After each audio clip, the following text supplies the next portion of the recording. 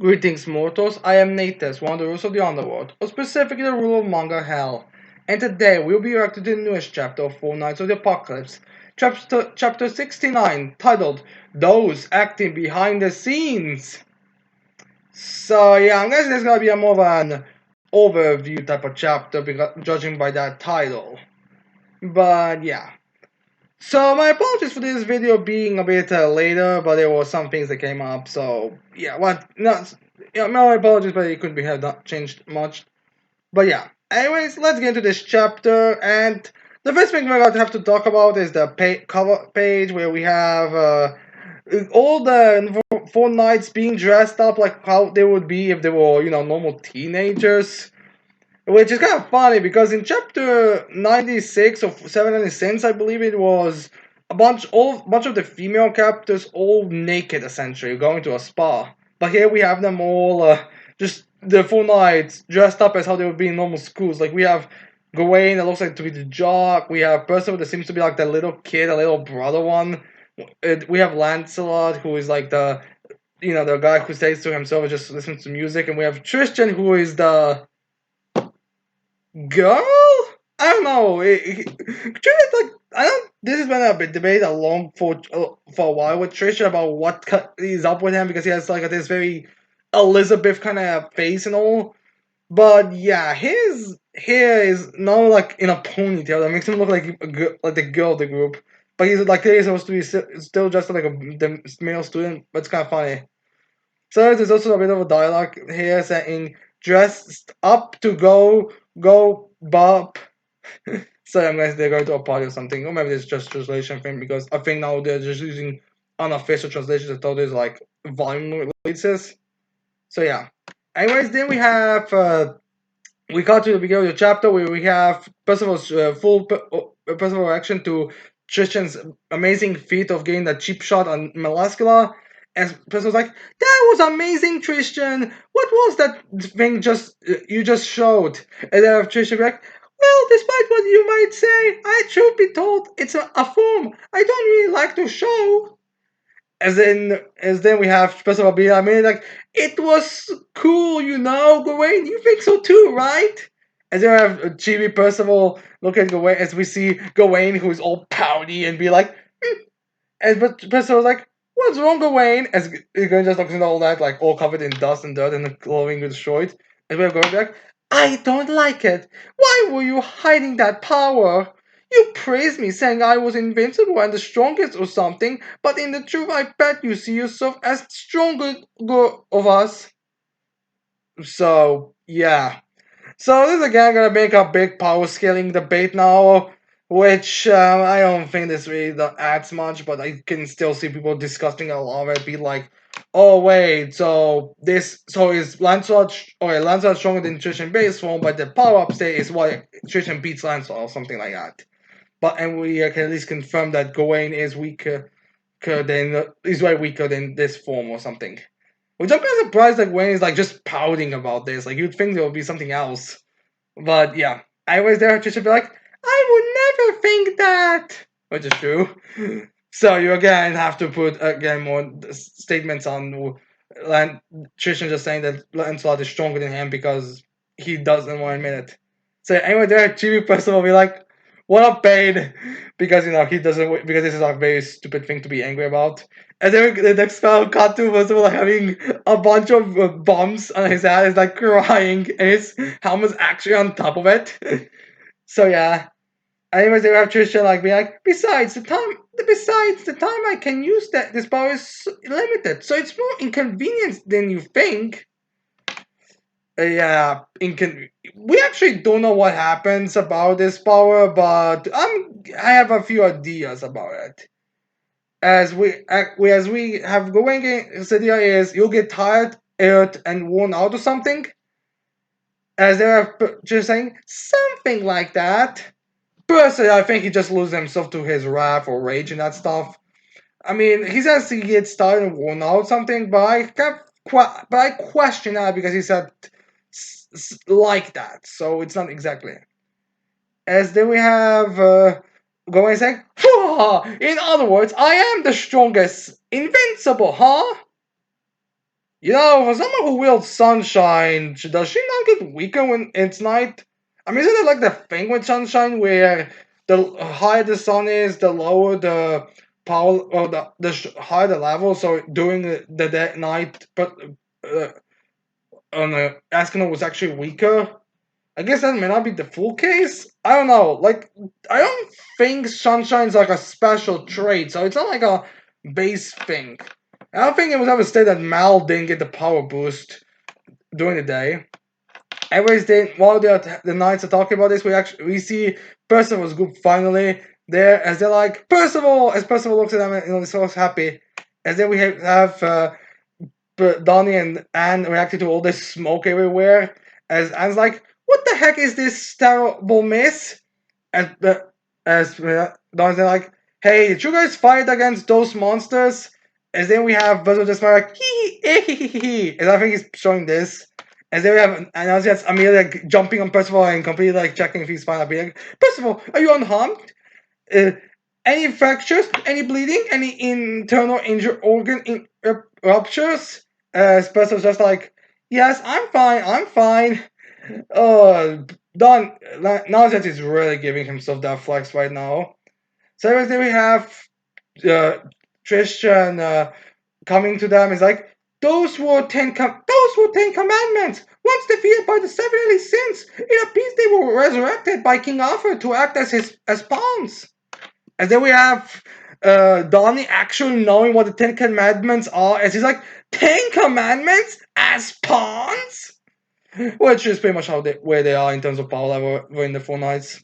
So yeah, I guess Donnie knows about the 10 Commandments. It's kind of difficult to tell what Donnie knows and what Donnie doesn't know. In all honesty, I mean there are a few things that make sense, but there are sometimes I don't think he knows. He knows less than he should know. Anyways, then we have Pelio and some of the Holy Knights over there coming to everyone and they're like using those who were once threats to humanity as his own weapons. King Arthur has crossed a line that should not be crossed. In terms of power or in terms of morality? Because I'm pretty sure no one emotionally cares about Velasco and Gallant outside the fan base.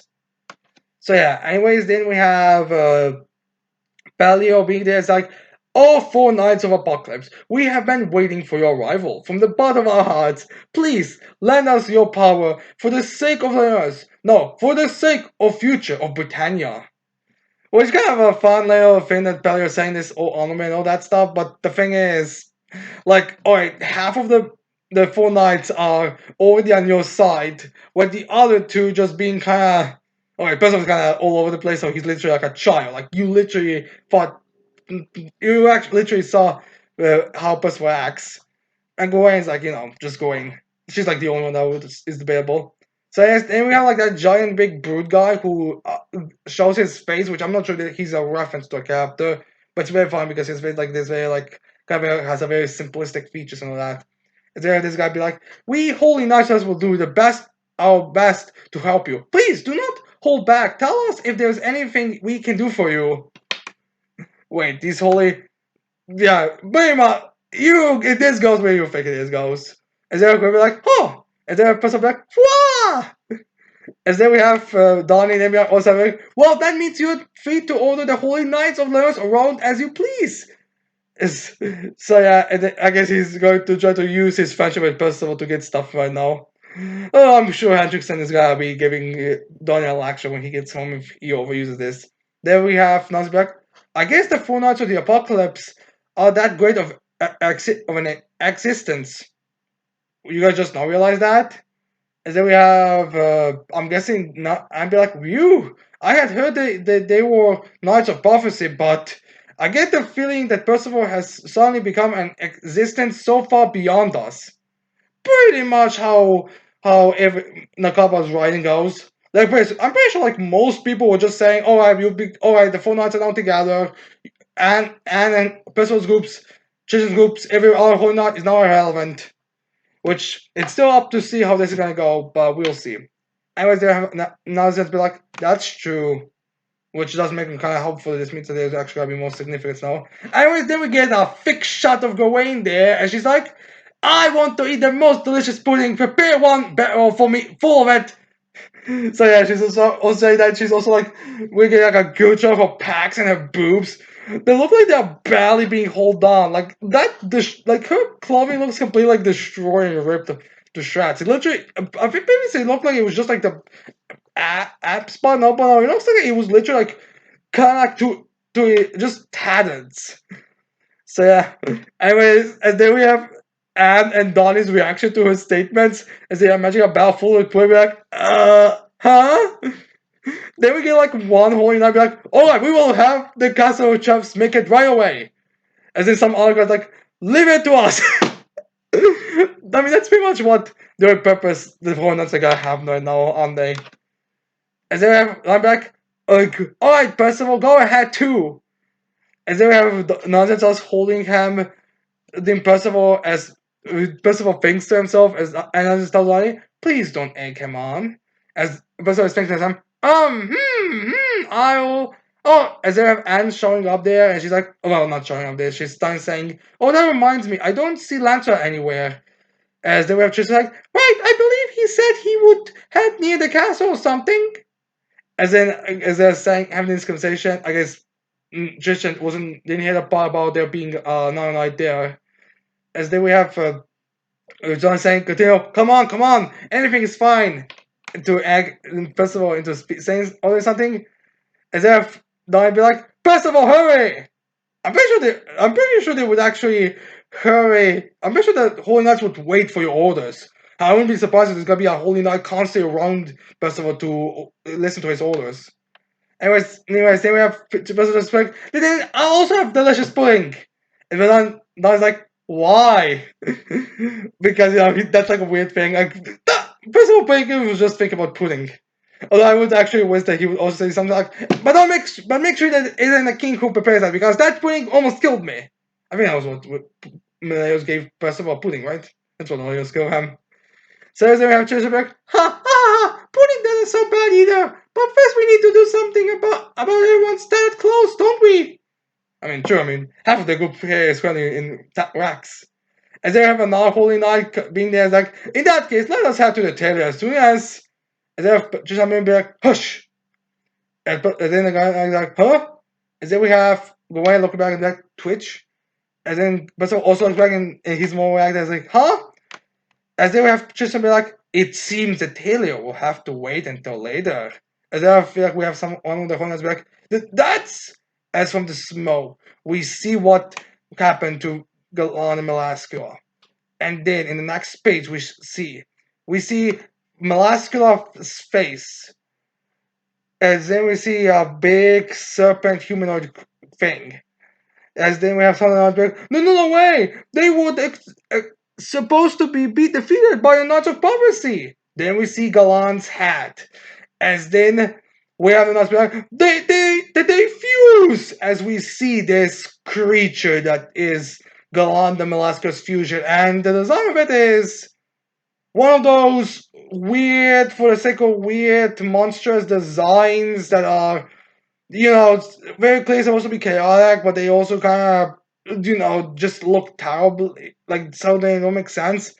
Like, how I describe this to you? Alright, so we see a weapon that seems to be a combination of the staff that Malaska had, as well as Galan's axe. Then we see, weirdly enough, Galant's head becoming like the torso, the main body, with the lower half being Gallant as well. But it seems like it's more muscular versions of his legs as before he went to his power-up state. Then he seems to have another one arm that seems to be the same metallic and more muscular than his regular metallic, but not overdrive, whatever. Then we have another hand who seems to be the same hand he was having when he was fighting against Gawain, everyone, well, as his chaos servant. Then we see the top. Then we see to the side, it actually has Melascula's human face coming out of it, which I have to question how this biologically works. Then on top of it, we see like a bunch of hands that look to be just Melascula's hands. As then we see the upper torso where we see like Melascula's upper torso, but the hat is actually Melascula's snake hat, but not smaller. And there's also like a tail behind it. So yeah, this creature is just some Eldritch abomination. It does make sense, but still. I mean, I suppose it does make sense to make chaos. I mean, as soon as we got the whole chaos thing, we got more into crazy creature design. So I guess it makes sense to have something like that. But still, it's kind of weird. And like even for weird creatures, it's weird. Anyways, there we have just like in that case, let's defeat them one more time. I mean, that's pretty much what Melascula and Galan are right now. Pretty much just something to beat up whenever you need it. So yeah, I feel sorry for those two. Like, I can't even imagine this fusion not being painful. I just imagine that they are in serious pain right now because they're not even speaking. So, God knows what's up with them. So, anyways, they have going back. Agreed. They will pay greatly for getting in the way of my snack time. Priorities, Gawain, priorities. And again, I hate when main characters are acting this spiteful because you know they're not getting the same punishment that a villain would. Anyways, there are Percival telling everyone, let's do it! Everyone, believe in us! As they see like a shot of Holy Knights and Percival's group be like, oh! As they're cheering them on. Not, I'm guessing that Percival's later gonna explain that cheering is what he needs to hope from up here. He needs to keep himself extremely power up. As they will get like a badass shot of all of the knights going there. Like we see Tristan and his holy wings going there. We see Gawain getting ready with her dagger or whatever, and Percival going there with his swords and his Bibles. As they will see Tristan going and slicing Galan's hat. They will see Percival and just sending random attack at them. As Gawain seems to have did the same thing as she did with Galan, just teleport her dagger in there. As they will see we see the hit as then we can see the reaction of the hits, and Galan's hat is fine. The upper torso from Alaska is fine. In fact, it seems that Alaska is weirdly placed a hat face or whatever that is part of her body is has actually opened its eyes and now has a smile. As we see the one other Alaska had actually holding Galan's Gawain's sword in her hand. So yeah, it didn't work at all. And then we have Percival being there, like, actually, it's like, it doesn't work. As Gawain's like, it didn't shift the coordinates coordinates of teleportation. As he's trying to figure out why they didn't go inside. As they were just be like, it seems to be a different beast from up till now. So yeah, the power gap is now more clear to be fair. And they were going full on the past. Everything we cut to Castle Ionas as we see the dungeon place. As they we see Jade and Chion from Tristan's platoon there. As Jade's like, geez, what the heck is happening outside? As they we have Chion saying, we need to head there to check too. What if something were to happen to Lord Tristan? And then we have Jade like, poof. As they were Jade saying, I'm under direct orders from that Lord Tristan, so it can't be helped, can it? You're currently suspected of being a traitor, you know. And we see Treon just sitting there, being handcuffed. So I guess after the whole attacking the guy who was wearing Gawain's armor, Tristan ordered Jade to take Treon to a dungeon to investigate to see if he's a traitor or why the reason why he attacked Gawain. Well, Gawain was not believed to be Gawain. So yeah. No, we gotta actually find out what the whole the traitor thing is right now. As we have Jade saying, what on earth is your reason for targeting the lives of the four knights of the apocalypse? And then we have just being all calm and collected, like, Jade, do you doubt your childhood friend? As Jade, we find out here that Jade and Jill are actually childhood friends, so that's good to know. And then Jade it's saying, don't change the subject. Answer me, Jill. Are you the white or in the black? Which one I don't understand is supposed to be, are you guilty or innocent and that type of stuff. So again, the weird translations things. As then we have it's saying, depending on your answer, I may not be able to forgive you, childhood friend or not. So yeah. Anyways, they are just saying, no matter what happens, no matter what methods I must use, no matter if I end up suspected of treason, I will protect Lord Tristan. That's all. So yeah. Well, I think this. Yeah, we find out in this chapter that Jion isn't just psycho. He's actually a psycho yandere for Tristan. So yeah, I guess everyone I guess everyone except Jay is in love with Tristan here. It's got even more apparent in this panel right now as we have Jay be like, how does that give you a reason to target Knight of Policies? And then we have Tristan saying, you don't get it. I guess they're on the same page here as we have John saying, what if some of them claim to be knights of prophecy, but are after Lotris's life? What if Lotris ends up in danger for the sake of comrade who proves to be a burden? We must always act on the worst possible scenario. I want to decrease the risk that may befall Lord Tristan, if even a little. So I guess the reason why Gian attacked Percival and Gawain was just because he suspected that who's talking negative about Lancelot is just because he suspected there might be traitors.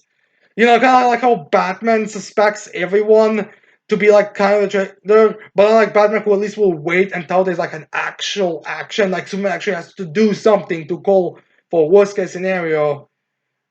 Jill just like, alright, okay, well, I cannot trust them. I will kill them easily.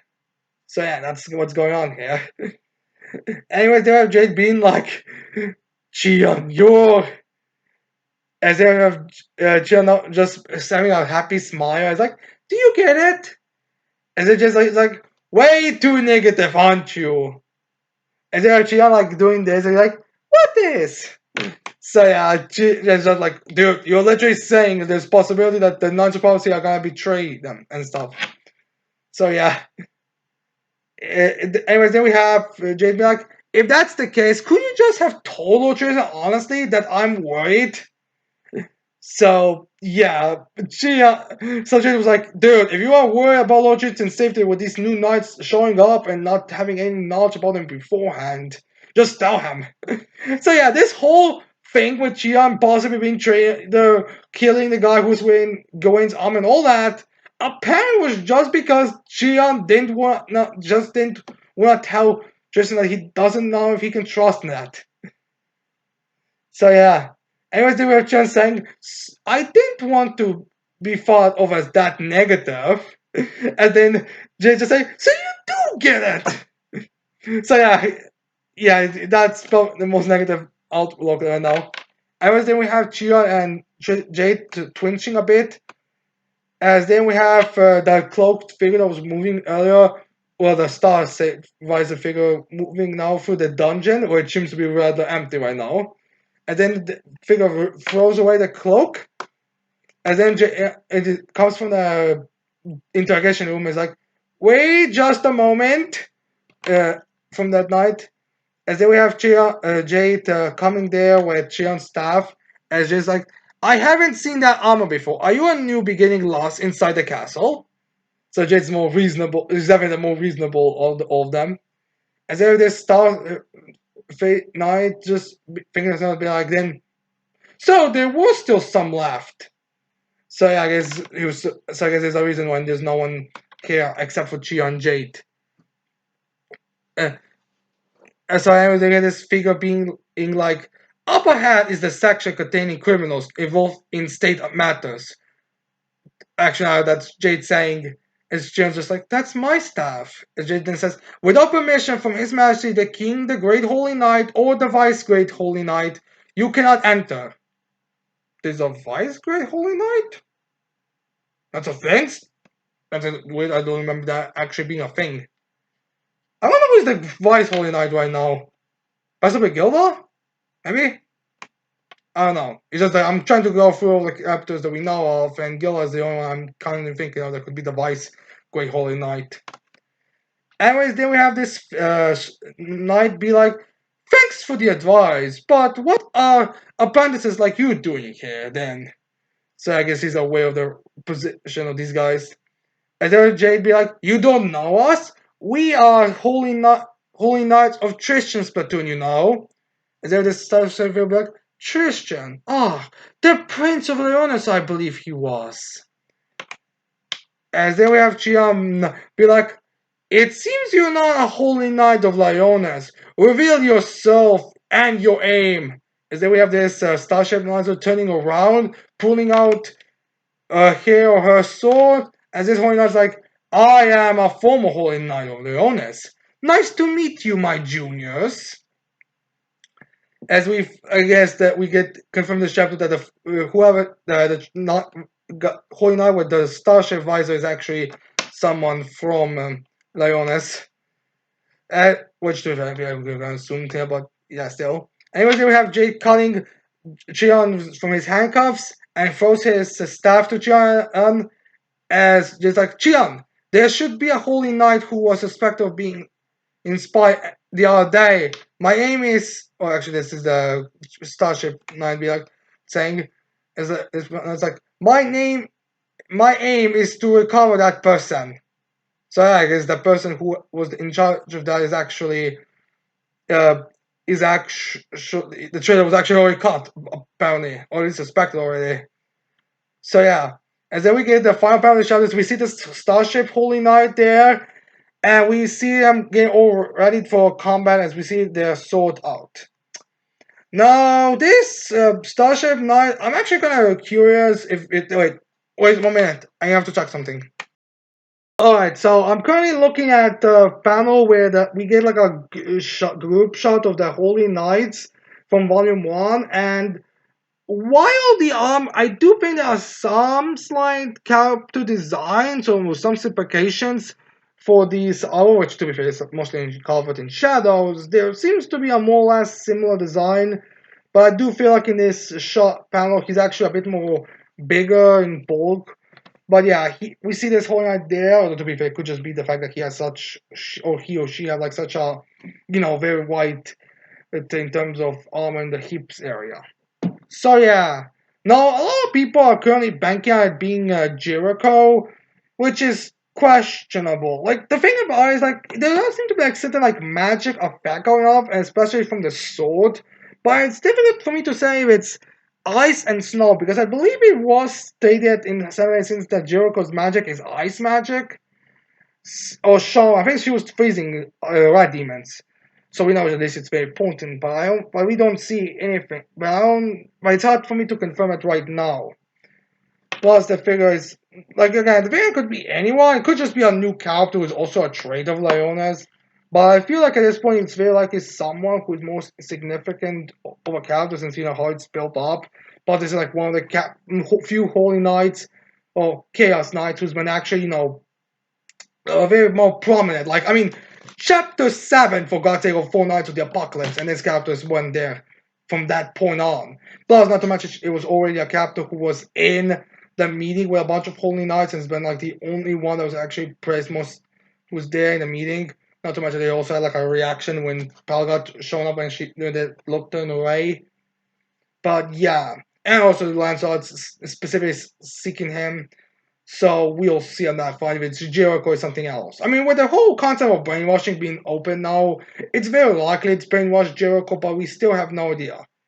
Then I'm not exactly getting the whole star shape on that type of stuff. Like, my issue is there's nothing about this design itself that actually screams Jericho to me, because I don't think she ever had like a star thing, like, or anything like I mean, there's a brooch there, but I don't think she had anything like of the sorts. Like, the only thing in this chapter about this line so far that really gives me Jericho vibes, is the fact that she mentions juniors, and Jericho was a junior at the beginning of the series. So, in that sense, I get it, but outside that, I don't really feel that connection with it.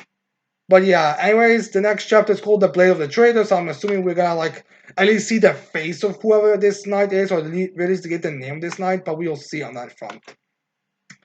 So yeah, this chapter was kind of like a roundup chapter, just getting set up for the battles between the Starship Knight and that weird fusion of Melascula and Gallant. We'll see how things are gonna turn out from that point on. But it was pretty much just your standard chapter. Now, I hope you guys like this chapter reaction. I hope you leave your thoughts on this chapter in the comments below. Don't forget to leave a like and subscribe to this channel for more videos in the future. And when that's it, I can't wait to see all of you mortals next time. Goodbye.